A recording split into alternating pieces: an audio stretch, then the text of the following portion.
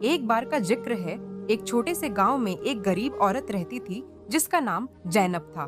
जैनब अपनी छोटी सी जिंदगी में मुश्किलों का सामना कर रही थी। उसका पति कुछ साल पहले मर गया था और अब वह अपने दो बच्चों के साथ एक पुरानी झोपड़ी में रहती थी। जिंदगी का हर दिन एक नए संघर्ष के साथ गुजरता था, लेकिन जैनब ने कभी हिम्मत नहीं हारी।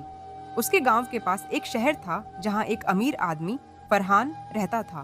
फरहान का घर और जिंदगी दोनों बहुत ऐशो आराम से भरे हुए थे। उसके पास हर चीज थी, पैसा, कार और दुनिया भर की सुख सुविधाएं। लेकिन फरहान को अपनी जिंदगी में कुछ कमी महसूस होती थी। उसे लगता था कि उसकी जिंदगी में कोई मकसद नहीं है और वह अपने दुखों से दूर भागना चाहता था। एक दिन फरहान का दिल भर आया और उसने सोचा कि वह अपनी जिंदगी में कुछ बदलाव लाएगा।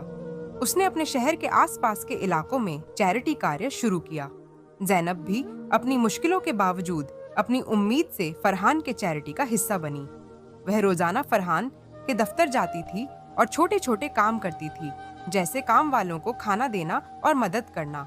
एक दिन फरहान ने जैनब को देखा और उसकी आंखों में उसकी मेहनत और सब्र की चमक देखकर वह हैरान रह गया।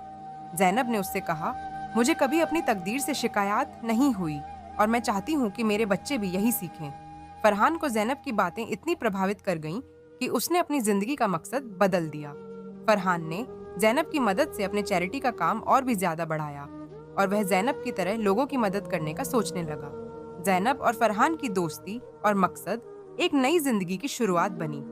जैनब ने अपनी जिंदगी के सफर से फरहान को यह सिखाया कि असली खुशी और सुकून पैसे और मालो दौलत से नहीं, बल्कि इंसानियत और दूसरों की मदद में है।